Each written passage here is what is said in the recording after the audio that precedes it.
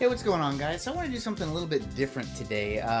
Typically I usually am unboxing something or talking about a specific game, or maybe sometimes I'll go into something general.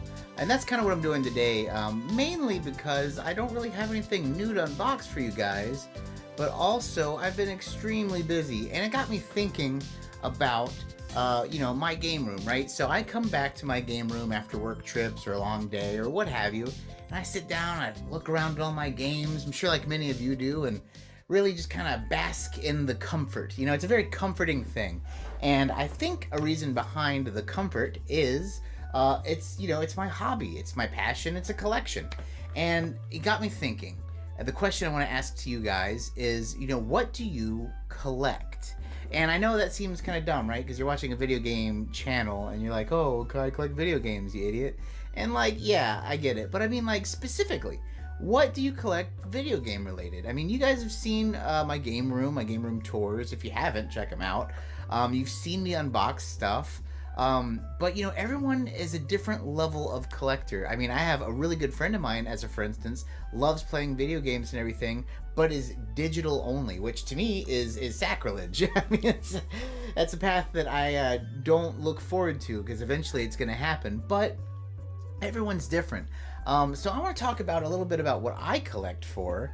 And then, like I said, I'd really like to hear in the comments below what you collect for. But going back to my game room, I have a wide variety of gaming stuff. Obviously, I used to collect more retro, and I don't much anymore, but I still do. I mean, if there's that game that I've been looking for or, want to relive, I will find it. But as I've said many times on this channel, I don't buy games for the sake of buying games. I'm not looking for a complete collection of any kind, complete 64, complete, PS2. That would be impossible. But I'm not looking for complete collections, because I'm gonna buy a game that I want to play.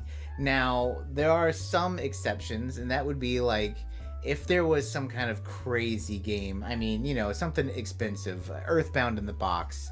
And, Earthbound's a bad example, that's a great game. But let's just say a game that I have no interest in, that's really expensive, whatever, generic game number 5. It costs $500 normally, and it's not something that would interest me at all. But I see it somewhere for a great deal. Of course I'm going to pick it up, I'm not crazy. But in general, I only buy games I want to play, especially when it comes to retro stuff. But, nowadays my collection seems to be geared more towards Switch collector's editions. And like I said, if you watch my channel for any amount of time, that that's the case. I have opened up quite a few Switch collector's editions. I think the Nintendo Switch is dope. But it's not just that. I get all sorts of collector's editions because I think they're great. I really like the added stuff you get. A big thing I always say, a nice hard art book and a CD soundtrack is all I need. But sometimes the gadgets and gadgets are cool. I do, the Starfield smartwatch is really cool, and there's all sorts of items that have come out that are really neat, really cool stuff. Neat collector's editions, cool to have. But that's kind of, nowadays when it comes to, if we're just talking games, I pretty much am collecting, modern games nowadays. More of, if I'm getting a collector's edition, it's something really neat, most likely on the Switch. As far as old games go, it's few and far between, but I still find them. I'm getting to the point now to where I have most of the games I want, and the games that I end up buying more recently are games that either I didn't know about, or something that hasn't been on my list, but when you see it, you're like, oh yeah. A great example is at the last convention I went to, in my pickups part of it, Mr. Mosquito on the PS2. That's a game that's that's really interesting. And I've always wanted to check it out. I never had it. And now I get to. Now I got to. And it's really cool. And I definitely think it's a neat thing. As far as consoles in my personal collection, I'm pretty much Nintendo up. I know some people are really going to hate this, but I think anything below Nintendo isn't really even a video game. I'm not that's super harsh, but you know what I mean. It's not, it's a bunch of squares shooting other squares at squares. It's not, there's not even edges on Atari games, and they're cool, and I get it. And if you grew up in the Atari age, that's neat. I didn't. I mean, some Nintendo games to me are borderline like, this isn't even a game. Like, come on. Granted, those are more few and far between, but still, if I'm really buying something to enjoy it, 99% of the time, it's actually going to be, the Super Nintendo Sega generation and up. Just because that's what I grew up with. Not saying that there aren't some great games on the NES, and I have them. Trust me, I have the ones I want. Maybe the one game I don't have is one of those expensive grails, and that would be what is it, Little Samson. That's a cool game. It's a neat game. I've always wanted to have it, but I'm not willing to spend, $1,000 on a game like that. So it's something, unless I find it out in the wild randomly for like nothing, it's not going to happen, which is fine by me also. But other things I collect gaming wise, I love memorabilia. I love, I'm gonna kind of group these together. I like soundtracks and like advertisements and like little things like that. Like I definitely have some neat pins. I have some cool bags, cool posters. CD soundtracks are fantastic. I kind of touched upon that really in the collector's editions part that I was talking about, but still, CD soundtracks are amazing. Can't go wrong with those. And just weird kind of niche stuff. One thing I've been kind of getting into recently, and this is like a very soft kind of, is certain figures. I don't really count, first off, amiibos as figures, and I'm not even really counting anything that comes with collector's editions, because like usually I bought that for other reasons. But there have been a few figures that I've actually picked up recently, mainly Final Fantasy related, and also mainly just because I found them for like really, really cheap.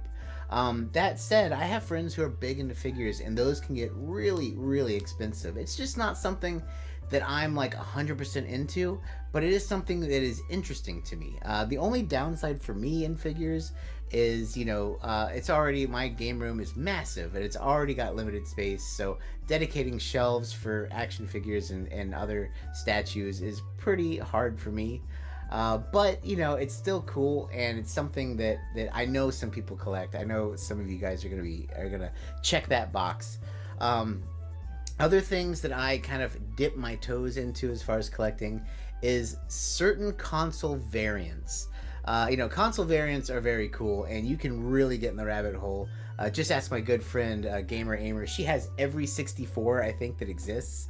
99% sure all of them. And it takes up a whole wall. It's amazing. It's beautiful. Don't get me wrong. When it comes to home consoles, typically I'll have a variant as my console. So, like, let's take my Xbox for instance, original Xbox. I have the Halo version. I don't have a regular version also. So it's like, the one I'm playing on is a variant, and that's what I have for my collection. But when it comes to variants that I have, many of, that would be handhelds. And I think mainly it's because it's easier to get variants of handhelds, right? I mean, you can have a little wall with 8 Game Boys on it, a lot easier than you can have a wall of 8 Nintendo 64s or 8 GameCubes. So, once again, that's another thing I kind of strive for is handheld variants. Some variants for consoles I do have, though. It's kind of funny that I gave the example of GameCube, because I actually have, 4 GameCubes. I think I have like every color and the Gundam Char one, which is pretty ridiculous. But those were weird, right? Because I got them all like randomly. One of them I got like that came with a rental case. One of them I had that I play with.